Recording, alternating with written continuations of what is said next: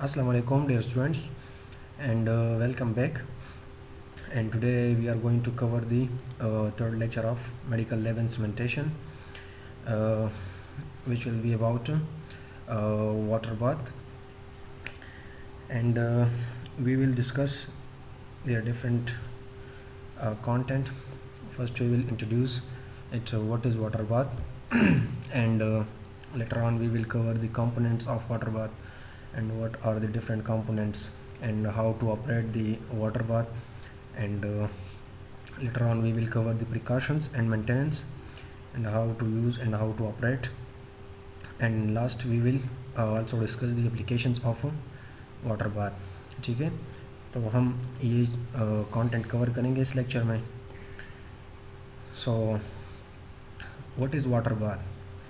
Water bath क्या चीज़ है, इसके एक लेबॉर्ट्री में क्या रोल है? ठीक है, the water bath is fundamental product in any laboratory. ठीक है, ये एक बेसिक चीज़ है. जिस तरह एक लेबॉर्ट्री में एक माइक्रोस्कोप ज़रूरी होता है, ठीक है, इसी तरह एक माइक्रो लैब वगैरह जो केमिस्ट्री एनालाइज़र है वो ज़रूरी होता है, तो इसी तरह एक हमारे पास वाटर बाथ भी ज़रूरी होता है. ठीक है, एक बेसिक और एक बुनियादी ज़रूरत है एक लैब की. ठीक है, अ water bath is laboratory equipment made from a container filled with heated water. ठीक है, वाटर बाथ जो है ना एक कंटेनर टाइप का होता है. ठीक है, और इसमें हम वाटर डालते हैं. ठीक है, उसको हीट करते हैं, हीटअप करते हैं अपने टेम्परेचर के रिक्वायरमेंट के मुताबिक. ठीक है, जो हमें जितने टेम्परेचर की ज़रूरत होती है तो इसके अकॉर्डिंग हम वाटर को हीट करते हैं और इसको अपने इस्तेमाल में लाते हैं. ठीक है, it is used for maintaining a uniform temperature throughout the fluid content in a glass container by keeping it in pre heated water. ठीक है, वाटर बाथ को की जो मेन जो हमारे पास जो फ़ायदा है वो ये है कि इसमें जो वाटर हम डालते हैं, ठीक है, वो एक यूनिफॉर्म टेम्परेचर की वाटर होती है. ठीक है, जब हम उसको हीट करते हैं तो वाटर बाथ का एक सिरा और दूसरे सिरा उसमें वाटर होती है. ठीक है, तो एक सिरे में जो वाटर होती है और दूसरे में होती है, उन दोनों का टेम्परेचर सेम होता है और सारी जो होती है उसके सेम ही टेम्परेचर होती है. ठीक है, और इसमें जो हम हमारी जो अपनी रिक्वायरमेंट चीज़ें होगी, ठीक है, जिनको हमने हीट करना होता है, चाहे वो केमिकल्स हो या रिएजेंट हो या सीरम हो या कुछ भी हो. ठीक है, इसको हमने हीट करना है, वो एक ग्लास कंटेनर में होनी चाहिए और जो कि हीट रेजिस्टेंट भी हो. ऐसा ना हो कि मतलब अगर टेम्परेचर बढ़ जाए तो वो टूट जाए या वो टेम्परेचर सेंसिटिव हो. ठीक है, तो इस तरह नहीं होनी चाहिए. तो water bath is a device used in laboratories to incubate samples in a water maintain at constant temperature. ठीक है, एक कांस्टेंट टेम्परेचर होती है. ठीक है, वाटर बाथ की जब हम वाटर बाथ को सबसे पहले ऑन करते हैं तो उसकी जो वाटर होती है वो एक रूम टेम्परेचर पे होती है. तो जब हम इसको ऑन करें और उसकी टेम्परेचर सेट करें तो उसको हमने वेट करना होता है ताकि वो हमारे रिक्वायर्ड टेम्परेचर पे पहुंच जाए. ठीक है, उसकी एक छोटी सी डिस्प्ले होती है, उस पर आप लोगों को नज़र आएगी कि अब वाटर की कितनी टेम्परेचर है और आहिस्ता आहिस्ता बढ़ती जाएगी और आखिरकार हमारी जो रिक्वायर्ड टेम्परेचर है जब उस पर पहुँच जाए तो तब से हमने अपने सैंपल्स में रखने होते हैं. ठीक है, टेम्परेचर में भी कंट्रोल डिजिटली और by a dial and onset one set the water bath cycles on and off to ensure the consistency of the temperature. ठीक है, वाटर बाथ की जो हमारे पास डिस्प्ले होगी उस पर हमारे डिजिटल वैल्यूज़ नज़र आएंगे. ठीक है, या एक डायल टाइप का मीटर होता है. ठीक है, उस पर हमने टेम्परेचर सेट करना होता है और एक कंट्रोल डिजिटली कंट्रोल टेम्परेचर होगी. ठीक है, इसमें उसको हम डिजिटली कंट्रोल कर सकते हैं, उसमें सेटिंग करके हम उसके मुताबिक हम अपनी टेम्परेचर मेंटेन कर सकते हैं. ठीक है, ये एक सिंपल सा इंस्ट्रूमेंट है, इसमें मतलब कोई रॉकेट साइंस नहीं है और ना कोई कॉम्प्लेक्स प्रिंसिपल्स वगैरह कुछ है. सिंपली बस इसमें एक जो जिस तरह हमारे गीज़र होते हैं उसमें एक रॉड लगा होता है. ठीक है, और वाटर को गर्म करता है, तो इसी तरह का बस प्रिंसिपल है. बस का थोड़ा शेप चेंज है और थोड़ा यूज़ अलग है इसका. ठीक है, water bath it also prevents excessive evaporation of fluids being heated. ठीक है, इसकी एक प्रॉपर्टी ये भी है कि जब हम कोई फ्लूइड इसमें रखते हैं तो उसकी जो एक्सेसिव ऑपरेशन है उसको प्रिवेंट करती है, ठीक है। अगर हम वाटर बाथ की जगह हीट को यूज़ करें, ठीक है, आग को यूज़ करें, तो अगर आग पे हम अपना कोई सैंपल रखें तो उससे क्या होगा कि सैंपल बॉयल हो जाएगा, ठीक है, जो केमिकल है वो बॉयल हो जाएगा, और उससे जो उसमें प्रोटीन्स वगैरह या जो हमारा एनालाइट है या कोई भी और सब्सटेंस है या कोई बैक्टीरियल कल्चर है, तो उसके क्या चांसेस हो सकते हैं, वो डिनेचर हो सकता है, ठीक है, और बैक्टीरिया वगैरह कोई हो तो वो डिग्रेड हो सकता है और डाई हो सकता है, ठीक है। तो इसका फ़ायदा ये है कि ये वाटर बाथ हमें अपना जो रिक्वायर्ड टेम्परेचर है और जो सूटेबल टेम्परेचर है हमारे केमिकल्स के लिए, हमारी जो बैक्टीरियल कल्चर होगी या कोई केमिकल्स होंगे, ठीक है, उसके लिए हम सूटेबल टेम्परेचर रख देते हैं, ठीक है, सेट कर देते हैं और उसको रख देते हैं, और उस फ्लूइड से या केमिकल से फिर एक्सेसिव ऑपरेशन भी नहीं होती वाटर बाथ की वजह से, क्योंकि हमने रिक्वायर्ड टेम्परेचर रखा होता है और लो टेम्परेचर रखा होता है। ऐसा नहीं होता कि हमने 100 या बॉइलिंग टेम्परेचर रखी होती है और उस पर हमने अपना सैंपल को इवापोरेट करना होता है या उसको डिग्रेड करना होता है, केमिकल्स को या बैक्टीरिया को डाई करना होता है, ठीक है। इसके लिए इसको हम कतई यूज़ नहीं करते हैं। It also allows the heating of small amount of fluid or a period of time without changing the concentration of constituents by evaporation, ठीक है। तो इसमें हम फ्लूइड्स लॉन्ग टाइम के लिए रखते हैं, ठीक है, लॉन्ग टाइम के लिए रख सकते हैं ताकि ये हीट अप हो, चाहे हम कोई टेक्निक से अप्लाई कर रहे हो, चाहे वो डायग्नोस्टिक लैब में हो या रिसर्च लैब में हो, ठीक है, और हम चाहते हैं कि वो कंसिस्टेंटली इसी टेम्परेचर पे रहें। से फॉर एग्ज़ाम्पल मैं लैब में फॉर एग्ज़ाम्पल इंटर हो गया, ठीक है, और मैं चाहता हूँ कि मेरी जो रिएजेंट्स है वो मैं फ्रिज से निकालूँ और इसकी टेम्परेचर जल्द ही मैं अपने रिक्वायर्ड टेम्परेचर पे लाऊँ, ठीक है। इस तरह हमारे केमिकल्स जो होते हैं फ्रिज में रखे होते हैं, ठीक है, ताकि वो ख़राब ना हो। जब हम टेस्ट परफॉर्म करते हैं तो फिर क्या करते हैं, हम उसको हमने रूम टेम्परेचर पे रखना होता है, ठीक है। फॉर एग्ज़ाम्पल हमारे पास हमें जल्दी है कि हमारे पेशेंट वेट नहीं कर सकते, तो हम क्या करते हैं कि उसको हम इंक्यूबेटर पे रख देते हैं 30 टेम्परेचर पे या 25 पे या 37 टेम्परेचर पे, ताकि ये जल्दी ही अपने रिक्वायर्ड टेम्परेचर पे आए और हम इससे टेस्ट परफॉर्म कर सकें। तो फिर इसके लिए भी हम यूज़ कर सकते हैं, ठीक है। It's also used when several tubes are to be handled while maintaining the temperature of the contents, ठीक है, e.g. For example in coagulation test, ठीक है। हमने अगर एक साथ कई ट्यूब्स मतलब हैंडल करने होते हैं, ठीक है, तो हमने जो वाटर बाथ, ठीक है, उसको ऑन किया होता है और इसको हम at a time multiple samples के लिए भी यूज़ कर सकते हैं। जिस तरह जब हम कोगुलेशन टेस्ट परफॉर्म करते हैं, जिस तरह पीटी एपीटीटी है, ठीक है, पीटी एपीटीटी जब हम परफॉर्म करते हैं तो उसके लिए टेम्परेचर बहुत ही इम्पोर्टेंट होता है, ठीक है। अगर टेम्परेचर बॉडी टेम्परेचर की तरह हम कोगुलेशन टेस्ट के लिए मेंटेन नहीं रखते तो हमारे पास जो रिज़ल्ट आएगी वो अल्टर्ड हो सकती है, ठीक है, कम या ज़्यादा वैल्यूज़ हमें दे सकता है, ठीक है, क्योंकि जो कोगुलेशन टेस्ट हम परफॉर्म करते हैं उसमें सेकंड का हिसाब होता है, ठीक है। और जिस तरह पीटी होती है, ठीक है, तो हमें 14 सेकंड का जो नॉर्मल वैल्यू है वो आनी चाहिए अगर नॉर्मल टेस्ट हो। अगर अब नॉर्मल हो तो फिर हमने 16 से ज़्यादा या 20 से ज़्यादा आएगी, तो इसके लिए फिर बहुत ही ज़रूरी होता है, ठीक है।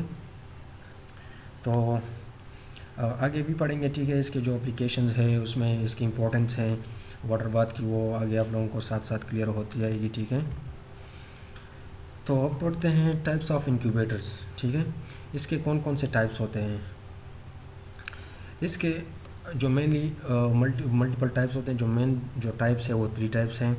पहला जो टाइप है सर्कुलेटिंग वाटर बाथ। इसमें क्या होता है, इसमें जब हम अपनी रिक्वायर्ड जो वाटर अमाउंट है, ठीक है, वो डाल लेते हैं, जितनी इनकी कैपेसिटी होती है वाटर बाथ की, उसको वाटर को डाल लेते हैं, ठीक है। तो सर्कुलेटिंग वाटर बाथ को स्टिरर वाटर बाथ भी कहते हैं, ठीक है। स्टिरर किसे कहते हैं, स्टिरर हिलना को कहते हैं, ठीक है। तो इसमें इस वाटर बाथ में एक बात ये होती है कि जब हमें क्रिटिकली हमें बहुत ही मतलब टेम्परेचर में थोड़ा सा भी फ़र्क नहीं चाहिए हो, तो फिर हम सर्कुलेटिंग वाटर बाथ को यूज़ करते हैं, ठीक है। इसमें क्या होता है, इसमें जो वाटर होती है, ठीक है, वो सर्कुलेट करती है, और सम टाइम इसमें ऐसे भी आ सकते हैं वाटर बाथ, ऐसे वाटर बाथ भी हैं जो कि सैंपल को भी मूव करती है, ठीक है, सैंपल भी उसमें हिलते हैं, ठीक है, और सैंपल को मतलब हिलाते हैं और जब हमें ये रिक्वायर्ड हो कि सैंपल की भी स्लाइटली शेकिंग हो, तो हम फिर ये यूज़ कर सकते हैं, ठीक है। Such as enzymatic and serologic experiments, जैसे इंजाइमेटिक एंड सीरोलॉजिक एक्सपेरिमेंट्स, जब टेस्ट वगैरह सीरोलॉजिकल टेस्ट वगैरह परफॉर्म करते हैं या इंजाइमेटिक, तो उसमें हमें टेम्परेचर में बिल्कुल ही मतलब वो नहीं चाहिए चेंज, ठीक है। उसमें हमें क्रिटिकली एक हमारा कंट्रोल टेम्परेचर, हमारा रिक्वायर्ड टेम्परेचर चाहिए होता है, ठीक है। Water is thoroughly circulated throughout the bath, resulting in more uniform temperature, ठीक है। तो इसमें जो वाटर होती है वो जहाँ पर हमारा एलिमेंट लगा होता है, हीटिंग एलिमेंट, ठीक है, उसके साथ एक पंप टाइप का लगा होता है, ठीक है। जो वाटर हीट होती है उस एलिमेंट के साथ, और वो पंप क्या करता है, उसको वाटर बाथ के दूसरे पोर्शंस की तरफ भेजती है, ठीक है, और उसको यूनिफॉर्म टेम्परेचर को मेंटेन रखने में हेल्प करती है, ठीक है। और दूसरा टाइप है नॉन सर्कुलेटिंग वाटर बाथ्स, ठीक है। और दूसरे जो टाइप्स है उसके जो कॉमनली यूज़ होते हैं वो नॉन सर्कुलेटिंग वाटर बाथ्स हैं, ठीक है। This type of water bath relies primarily on convection instead of water being uniform heated, ठीक है। इस टाइप के वाटर बाथ में क्या होता है, सिर्फ हीटेड एलिमेंट लगी होती है और वो वाटर को सर्कुलेट नहीं करती, ये वाले वाटर बाथ, ठीक है। बस जो हीटिंग एलिमेंट होती है उससे जो हीटिंग जनरेट होती है वाटर में, ठीक है, वो आहिस्ता आहिस्ता दूसरे पोर्शन में खुद ही स्प्रेड होती है। तो ऐसे वाटर बाथ में एक ये नुकसान हमें ये होता है कि इसमें यूनिफॉर्म वाटर चाहिए हो तो फिर इसमें बहुत टाइम लगता है, टाइम ज़्यादा कंज्यूम करता है, ताकि जो एक सिरे में जो वाटर है वो दूसरे सिरे में एक साथ एक ही टेम्परेचर के हो, तो उसमें फिर हमें ज़्यादा टाइम लगता है। Therefore it is less accurate in terms of temperature control, ठीक है। तो ये लेस एक्यूरेट है यूनिफॉर्म टेम्परेचर मेंटेन रखने में, ठीक है। तो इससे हमें सर्कुलेटिंग वाटर बाथ फिर ज़्यादा ही वो मतलब सूटेबल होते हैं। लेकिन अब सर्कुलेटिंग वाटर बाथ में हमारे पास थोड़ी ज़्यादा फैसिलिटी है, ठीक है, तो वो थोड़े महंगे होते हैं, अफोर्डेबल इतने नहीं होते जितने ये नॉन सर्कुलेटिंग है, ठीक है। इसमें सिर्फ हमारे पास हीटिंग एलिमेंट लगी होती है और इसके थ्रू वाटर को सिर्फ टेम्परेचर को मेंटेन रख सकते हैं। और तीसरी टाइप जो है वो शेकिंग वाटर बाथ हैं। This type of water bath has an extra control of shaking, ठीक है, विच moves liquid around.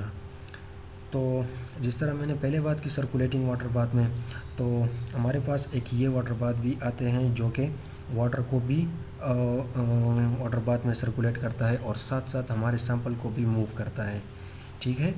This shaking feature can be turn on और ऑफ। और ये जो फीचर होता है वाटर बाथ में, इसको हम ऑन ऑफ भी कर सकते हैं अगर हमें ज़रूरत हो कि हमारे सैंपल जो हैं वो भी साथ साथ शेक हो और उसको हम टेम्परेचर भी दें, एक ख़ास टेम्परेचर हमें चाहिए हो और सैंपल्स की जो शेकिंग भी रिक्वायर्ड हो, तो हम इस वाटर बाथ को यूज़ कर सकते हैं। In microbiological practices constant shaking allows liquid ground cell culture ground to constantly mix with the air, ठीक है। तो अगर हम रिसर्च लैब में, ये मोस्टली रिसर्च लैब में यूज़ होती है, ठीक है। जब हम माइक्रोबायोलॉजी लैब की अगर देखें तो इसमें हमारे पास कॉमनली ये शेकिंग वाटर बाथ पाई जाती है, जो कि माइक्रोबायोलॉजिकल रिसर्च लैब्स होती है, उसमें ये पाई जाती है। और जो लिशमीनिया की कल्चर हम करते हैं, लिशमीनिया की कल्चर में हमें लिशमीनिया की जो मीडिया होती है उसकी शेकिंग भी हमें ज़रूरी होती है और उसको साथ साथ टेम्परेचर देना भी ज़रूरी होता है। तो उसको हम या तो वाटर बाथ में रखते हैं या इंक्यूबेटर में रखते हैं, शेकिंग इंक्यूबेटर में, ठीक है। तो अगर हम वाटर बाथ को यूज़ कर रहे हैं तो फिर हम वाटर बाथ में उसको अप्लाई करके और उसको शेक कर सकते हैं और साथ साथ टेम्परेचर भी दे सकते हैं, ठीक है। तो ये 3 टाइप्स हैं मेन। और आगे पढ़ते हैं। ये देखें आप लोग डायग्राम, ये हमारे पास वाटर बाथ है, ठीक है।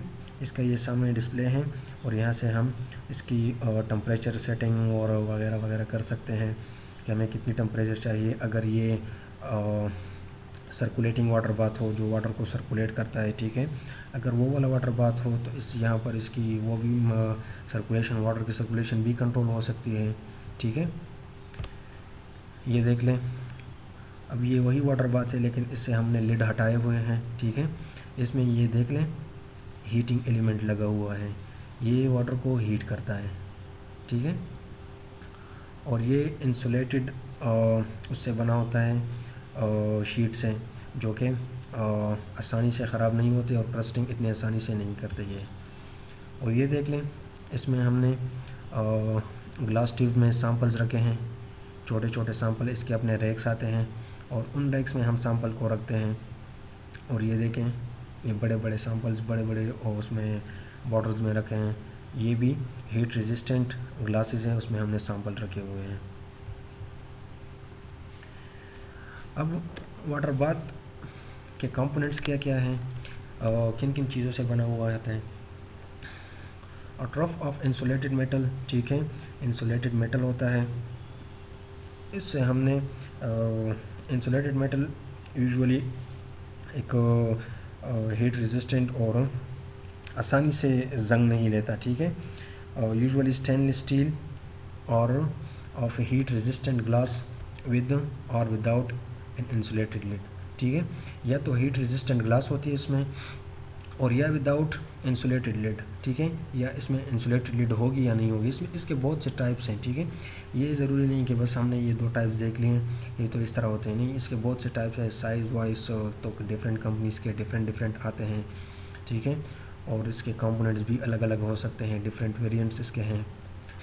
और दूसरा क्या है, an electric element to heat the water content in the trough, ठीक है। जो ट्रफ हमारे पास एक टैंक को कहते हैं, ठीक है, एक लॉन्ग टाइप का टैंक, ठीक है। तो इसमें एक इलेक्ट्रिक एलिमेंट लगा होता है, जिस तरह हीटर का एलिमेंट है, ठीक है, हीटर में लगा होता है, वो हीटिंग करता है। और गीज़र में लगा होता है, वो हमारे साथ वाटर गर्म कर देता है। तो वो इसमें लगा होता है पानी को गर्म करने के लिए। अ प्रोपेलर और stirrer to circulate the water in the trough in order to maintain a uniform temperature throughout the trough, ठीक है।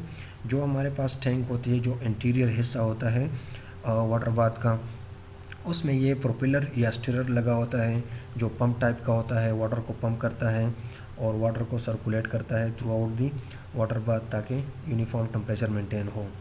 अ thermometer to check the water, एक थर्मोमीटर लगा होता है जो वाटर की जो टेम्परेचर है उसकी हमें कंडीशन बताती है कि अब टेम्परेचर कितनी है, और हमने जो स्विट की हुई है, ठीक है, उस टेम्परेचर तक पहुंचने में मतलब हमें आइडेंटिफिकेशन में हेल्प करती है।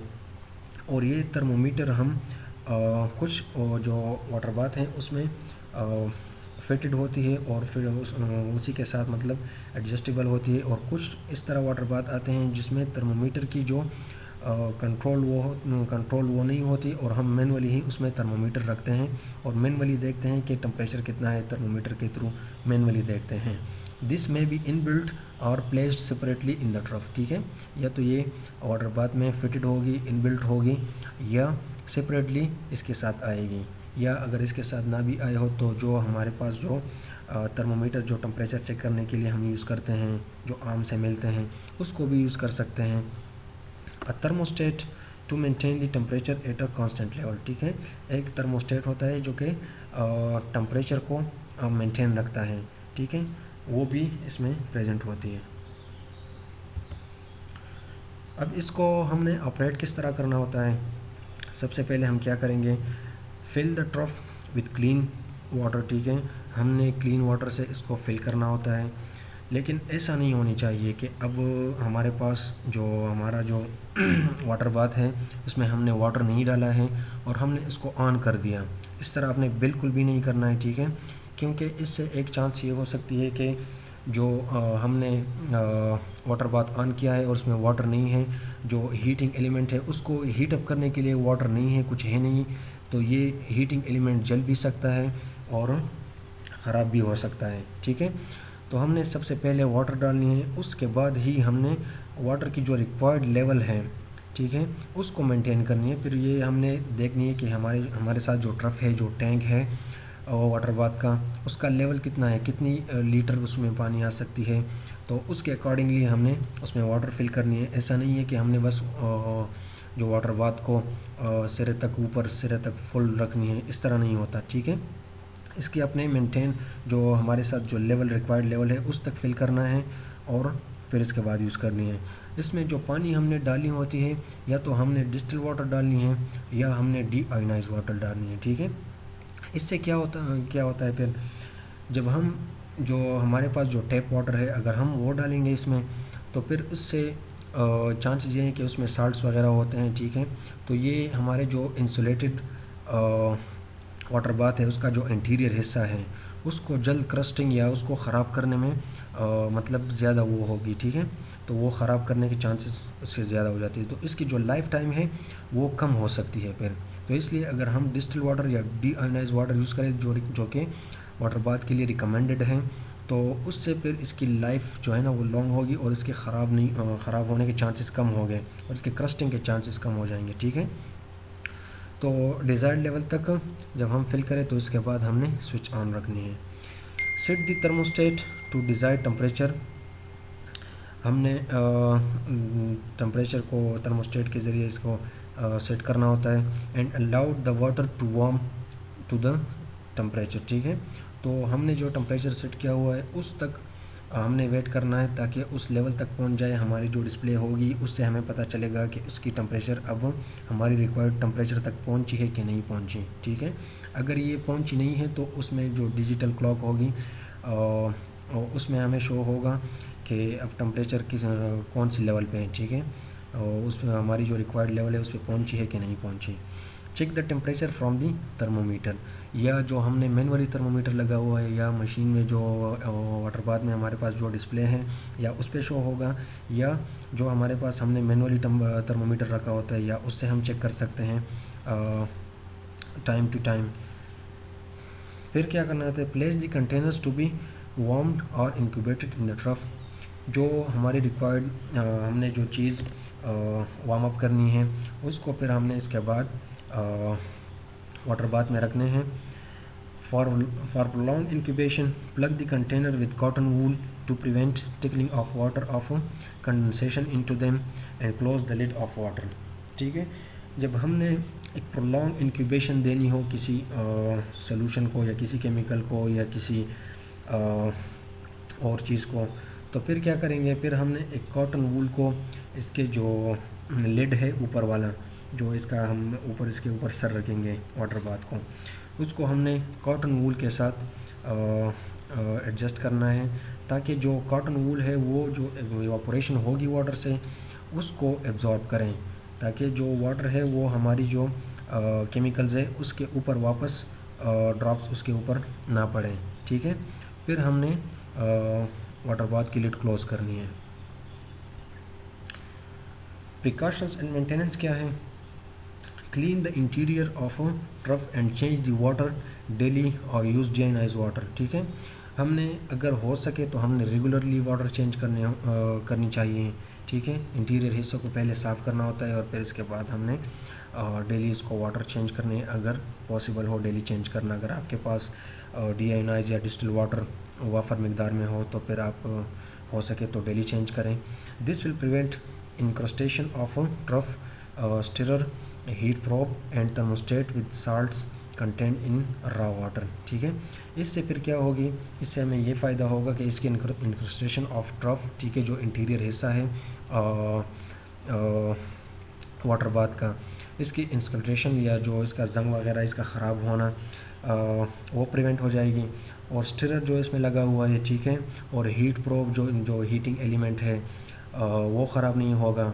एंड थर्मोस्टेट इसमें है और जो टेम्परेचर को मेंटेन रखता है उसको हम साल्ट्स वगैरह से बचा सकते हैं, क्योंकि वाटर वगैरह में तो साल्ट्स होते हैं और डिफरेंट मेटल्स होते हैं, ठीक है। It will also prevent the growth of fungi and algae, ठीक है।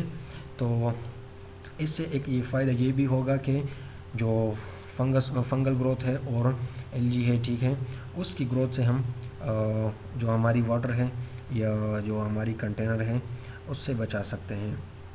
क्योंकि अगर हम वाटर चेंज नहीं करेंगे, एक वाटर आमतौर पर भी अब आप लोग किसी चीज़ में रखें, किसी डिश में रखें, तो इसमें फंगल ग्रोथ या जो वाटर जो ग्रीन एल्गी इसमें पड़ती है तो वो आमतौर पर होती है। तो इसलिए अगर हम चेंज करेंगे तो फ्रेश वाटर के साथ फिर ये फंगल ग्रोथ और एल्गी ग्रोथ नहीं आएगी, ठीक है। Keep the lid close when not in use to prevent evaporation of water, हमने अगर वाटर बाथ यूज़ नहीं करनी है तो इसका लिड हमने क्लोज़ रखना है, ठीक है, इसको हमने बंद करके रखना है, ठीक है, ताकि वाटर की इवापोरेशन भी ना हो और साथ साथ वाटर जो एनवायरनमेंट में डस्ट है वो भी ना हो। अगर हमारी लैब ओपन है या लैब में डस्ट वगैरह है या डिफरेंट केमिकल यूज़ कर रहे हैं, ठीक है, तो उसको भी हम प्रिवेंट कर सकते हैं इस तरह अगर हम लिड को क्लोज़ रखें, ठीक है। और डस्ट वगैरह भी पानी में नहीं जाएगी जो कि हमारे पास जो ट्रफ्ट कंटेनर हैं उसमें, और वाटर हमारे पास क्लीन रहेगी और उसका लेवल भी मेंटेन रहेगा। Periodically check and counter check the water temperature with internal as well as the external thermometer, ठीक है। अगर आपके पास जो आपका वाटर बाथ है इसमें इंटरनली फिटेड थर्मोमीटर है, ठीक है, अगर अगर वो काम कर भी रहा है तो आपने रिकमेंडेड ये है कि आपने एक एक्सटर्नल थर्मोमीटर के साथ भी चेक करना होता है, ठीक है, जो कि रिकमेंडेड है, और उसकी क्वालिटी कंट्रोल के लिए भी हमने करना होता है। खुदा न ख्वास्ता जो हमारा इंटरनल थर्मोमीटर है खुदा न ख्वास्ता वो काम नहीं कर रहा या आउट ऑफ ऑर्डर है या किसी वजह से वो काम नहीं कर रहा, तो हमने एक्सटर्नल थर्मोमीटर के साथ उसको क्रॉस चेक करना होता है, ठीक है, कि हमारा जो इंटरनल थर्मोमीटर है वो हमारी जो टेम्परेचर दे रहा है वो ठीक है या गलत है।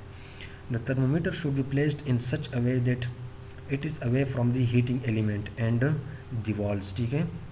जो हमने मैनुअली थर्मोमीटर रखना होता है उसको हमने इस तरह रखना है कि वो हीटिंग एलिमेंट के साथ करीब ना हो, क्योंकि अगर हीटिंग एलिमेंट के साथ करीब हो तो ये आपको फॉल्स हाई रिज़ल्ट दे सकता है जो आपका थर्मोमीटर है, क्योंकि जो फ्रेश वाटर उसके साथ हीटअप होगी उसकी टेम्परेचर ज़्यादा होगी कंपेरेटिवली जो वाटर दूसरे हिस्से में पड़ी होगी जो वाटर बाथ की। तो इस तरह आपको एक्चुअल टेम्परेचर का पता नहीं चलेगा। तो आपने अगर इस तरह पॉसिबल हो तो आपने बीच में रखनी है और वॉल से भी दूर रखनी है, ठीक है, बीच में रखें ताकि आप लोगों को एक्चुअल टेम्परेचर का पता चले, ठीक है। इसके एप्लीकेशंस क्या हैं?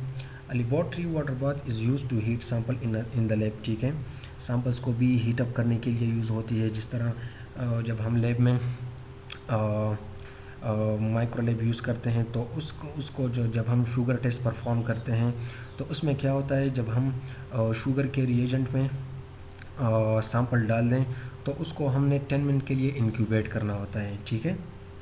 तो आपके पास जो इंक्यूबेटर होगी उसमें आपने जो रैक वाली मैंने पिक्चर दिखाई उसी तरह के रैक रखने होते हैं, और उसमें हमने जो ट्यूब जिसमें हमारे पास केमिकल रिएक्शन होगी, शुगर टेस्ट हमने जिसमें परफॉर्म करना होता है उसको रखना होता है, और साथ स्टॉप वॉच शुरू करनी होती है। तो जो रिक्वायर्ड टाइम होगी उस तक हमने हीटअप करना होता है 37 टेम्परेचर तक, ताकि हमें जो रिज़ल्ट मिले वो बॉडी के टेम्परेचर के हिसाब से मिले। तो यूजुअली हम शुगर टेस्ट में इसी तरह करते हैं। और दूसरे टेस्ट जिस तरह यूरिया क्रिएटिनिन या यूरिक एसिड वगैरह है या HDL है, LDL है या कोलेस्ट्रॉल है, ट्रिग्लिसराइड्स है, इसमें भी हमने 10 मिनट इंक्यूबेशन देनी होती है।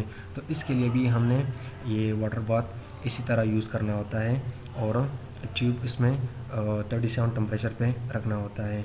और ये 37 टेम्परेचर हम वो डिजिटल क्लॉक के ज़रिए और डिजिटल मीटर के ज़रिए हम सेट कर सकते हैं, ठीक है। Utilisations of water bath including warming of reagents, melting of substrates और इंक्यूबेशन ऑफ सेल कल्चर्स, ठीक है। हम केमिकल रिएजेंट्स को भी वार्म अप करने के लिए यूज़ कर सकते हैं। जिस तरह मैंने पहले बताया कि रिएजेंट्स फॉर एग्जांपल हमने फ्रिज से निकाले या रूम टेम्परेचर पे रखे हैं और हमें रिक्वायर्ड है कि 37 टेम्परेचर के हों, तो फिर हमने वाटर बाथ में इसको वार्म अप करने होते हैं पहले यूज़ करने से पहले, या सबस्ट्रेट्स जो हमने यूज़ करना होता है डिफरेंट टेस्ट में उसको मेल्ट करना होता है, या इंक्यूबेशन ऑफ सेल कल्चर्स, ठीक है, जो हमारे पास बैक्टीरियल कल्चर्स होते हैं उसको या हमने इंक्यूबेट करना होता है, ठीक है। It's also use to enable certain chemical reactions to occur at high temperature. इसको हम अगर हमारे पास एक केमिकल रिएक्शन है जिसके लिए हमें ज़्यादा टेम्परेचर चाहिए तो उसके लिए भी हम यूज़ कर सकते हैं। टेम्परेचर को हम 100 तक उसमें सेट कर सकते हैं जो इंक्यूबेटर्स होते हैं। तो हमने जो रिक्वायर्ड फॉर एग्जांपल हमें 60 टेम्परेचर चाहिए हो तो हमने 60 टेम्परेचर से, ठीक है, उसके लिए भी यूज़ कर सकते हैं। ब्लड बैंकिंग के लिए ब्लड बैंकिंग में जिस तरह हमने FFPs वगैरह को हमने अगर स्टोर किया हो माइनस टेम्परेचर पे, ठीक है, -10 पे, -20 पे, और डिफरेंट कंपोनेंट्स हो, तो उसको हम इसके थ्रू हम ता कर सकते हैं, ठीक है। डिफरेंट केमिकल्स जब हम लॉन्ग टाइम के लिए स्टोर करते हैं तो हम उसको -20, -30, इवन -80 पे रखते हैं। तो जब उसको हमने ता करना होता है तो फिर हम उसके लिए भी वाटर बाथ का इस्तेमाल करते हैं। हम बॉटल्स को भी इसके थ्रू इंक्यूबेट कर सकते हैं, जिस तरह से कल्चर की हमने बात की, ठीक है। लिक्विड मीडिया हो तो उसको हम इसके थ्रू इंक्यूबेट कर सकते हैं, ठीक है। तो ये एक सिंपल सा वो टूल है, तो इसको हम इजीली मतलब हैंडल कर सकते हैं। आप लोग 1-2 बार इसके ऊपर प्रैक्टिकल करेंगे तो आप लोग को इजीली समझ आ जाएगी। वैसे थ्योरेटिकली में ये अगर आप लोग पढ़ेंगे तो आप लोगों को एक लंबा चौड़ा प्रोसेस लगेगा, लेकिन जब आप प्रैक्टिकली देखेंगे तो ये इसको आप 3-4 मिनट में आसानी से समझ सकते हैं, ठीक है। And thank you so much. If you have any question regarding the lecture और any confusion, so you can ask, and next lecture will be on incubator, ठीक है। तो हम आगे पढ़ेंगे कि इंक्यूबेटर और इसमें वाटर बाथ में डिफरेंस क्या है। दोनों ही टेम्परेचर को मेंटेन रखने के लिए इस्तेमाल होती है, और चेंजेस है इसमें, तो वो भी हम नेक्स्ट लेक्चर में कवर करेंगे। And thank you so much.